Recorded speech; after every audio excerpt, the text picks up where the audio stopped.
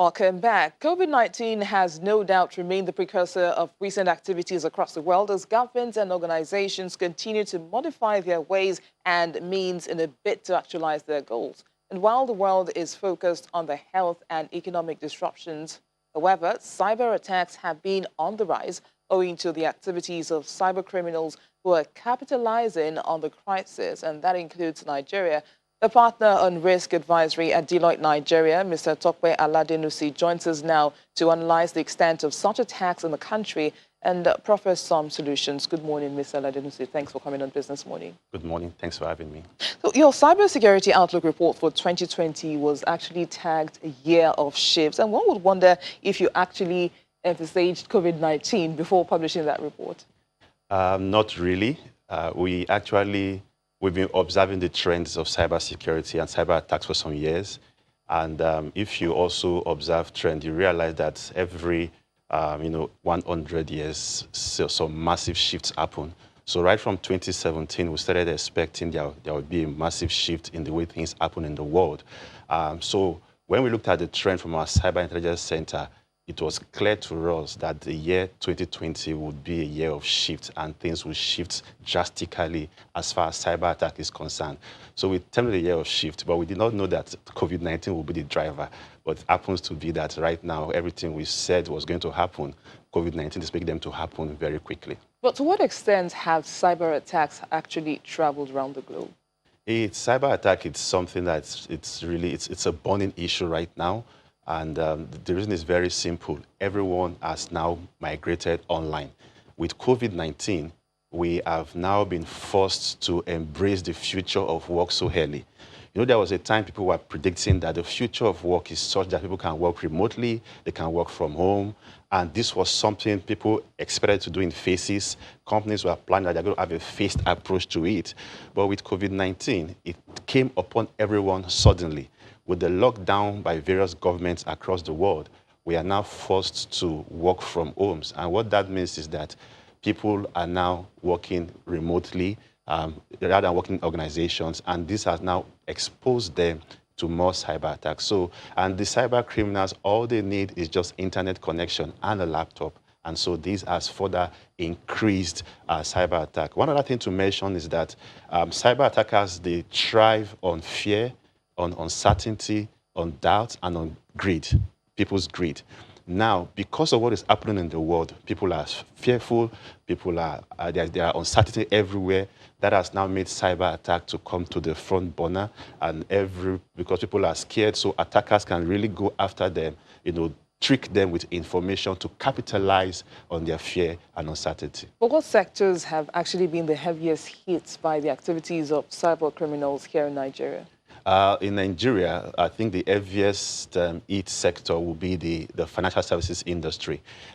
Research shows that the FSI industry usually have attacks 300% times more than other industries. And the reason is very simple. When you touch like a bank, for instance, the conversion from the attack to cash is very short. Because when you attack a bank, you are attacking cash directly. When you attack, let me say, a manufacturing company, you may first of all get maybe confidential information and think of how to use it to get money. But for banks or for financial institutions, you touch cash directly. And so that is why they have been attacked more than other industries. But we've seen of recent that the attack pattern is shifting. Attackers are now going after all companies because there are different types of attack right now. I don't need to touch cash directly. For instance, there's a kind of attack called ransomware, where somebody could send a malicious program to you via an email, and once you click on it, it can encrypt your entire computer or encrypt your server. That can happen to any company in any industry, and once that is done, they have to now demand that you should pay a certain ransom. Because of that, I don't need to go and attack a bank any longer. I can look for the low-hanging fruit, the ones who are not taking cybersecurity very seriously, and I can begin to attack them. And that's the way attackers are thinking right now. And that's why beyond the FSI industry, we are seeing that cyber attack is, proliferating across several industries right now. But what's the level of awareness of people about the activities of cyber attackers? I think that's a major issue. The awareness is still quite low.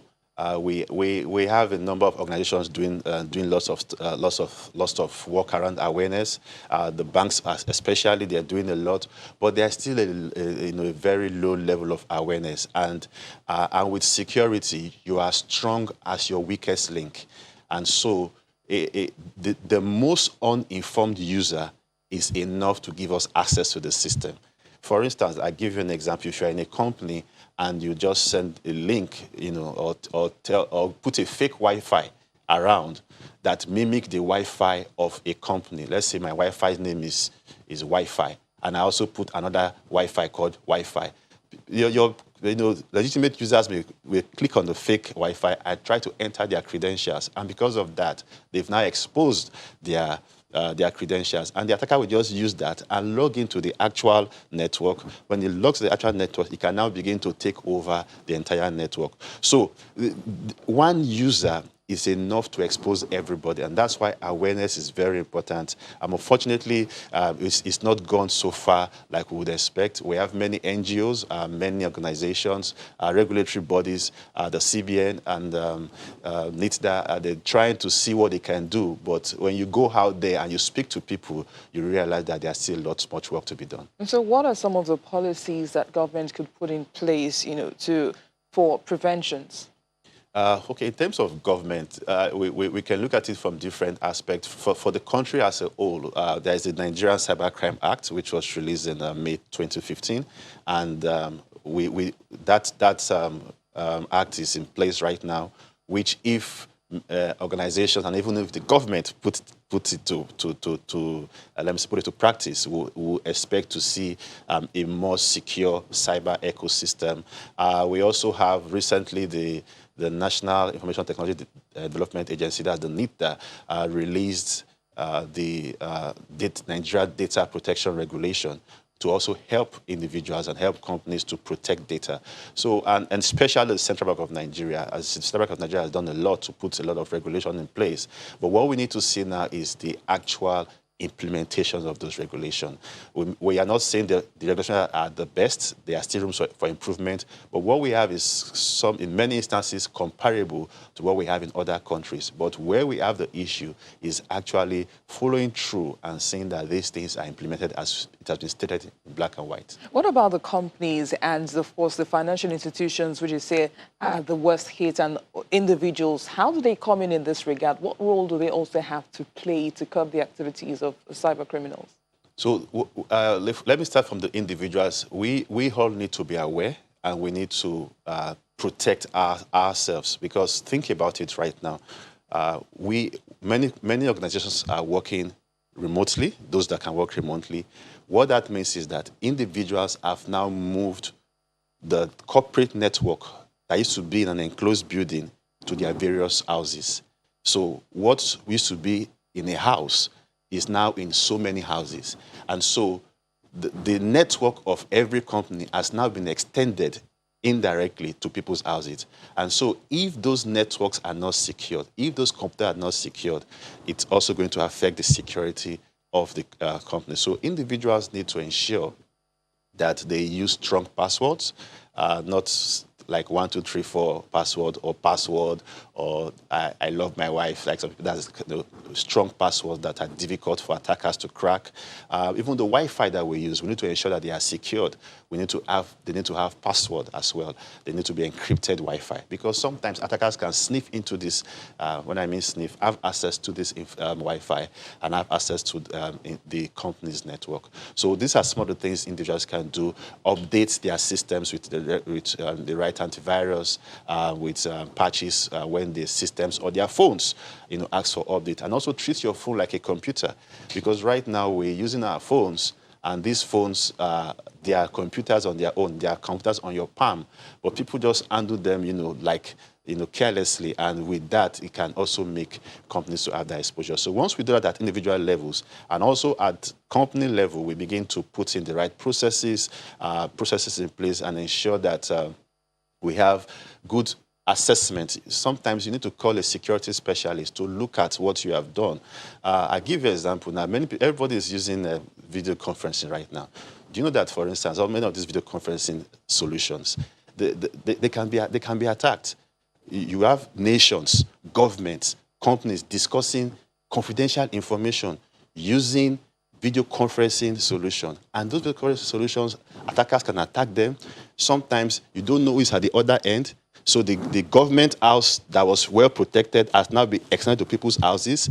So what people are saying in their houses, some other people can be hearing. And so the whole thing has opened so much vulnerabilities while we are enjoying connectivities. And we need to start looking at all these risks and seeing how to properly tighten the system, configure them to be well secured, and also continue to educate our users. But how can we actually deal with these vulnerabilities? Because they're quite huge. You talked about government meetings and all. So how do you think we can actually deal with these vulnerabilities? Yeah, it's quite worrisome because many times I see a lot of people celebrating that we can now have conference calls. But that conference call, do you know that some of those videos, they are stored in other countries? Some of those, the encryption, what is used to encode the communication is sitting in that country. Some of the information that we are discussing, people around us are picking it. These are confidential state information, or sometimes it could be companies' information. So what we need to do is to, similar to what you would do for a physical security, if a company wanted to have security in place, they would plan it. If they don't need to have a workplace like this, they will have a plan to ensure that security is built into the plan. Like I came here today, there are a lot of security measures for me to get into this place. But now, COVID has forced us to adopt a new working style that we did not plan for. So we need to quickly go back to the drawing board and plan security. And say, okay, based on this new model, what is the plan? What is my strategy to secure myself? And after you've done, and after you've done that strategy, you now actually test yourself. Get external, ethical hackers to come and test your security to be sure that you are okay. And do lots of awareness for your users on various ways attackers are trying to undermine the security of systems. What about the network service providers? Do they play any role in this regard? They play a very critical role because they are like the hub or like the middlemen. We have to all pass through them. Somehow, because if I need to connect to my company's network, I go through a network service provider. So they also need to ensure that at their end, they have the right level of security from a governance point of view, from a people point of view, from a process point of view, as well as from a technology point of view. One thing they can do is to ensure constant monitoring. I give you an example. Sometimes in banks, for instance, there are fraudulent transactions. And so the banks is able to say, okay, this was done through this network provider. We should be able to go to that network provider, and that network provider is able to tell us that this was done by this person that has subscribed to me. So they need to have those kind of robust systems that keeps track of everything going through their network, especially so that when there is a breach, we can, follow a process to uncover what happened, when it happened, and who did it, and if possible, why it was done. Risk partner and risk advisory at Deloitte Nigeria, Aladenusi. Thanks for coming on the program. Thank you for having me.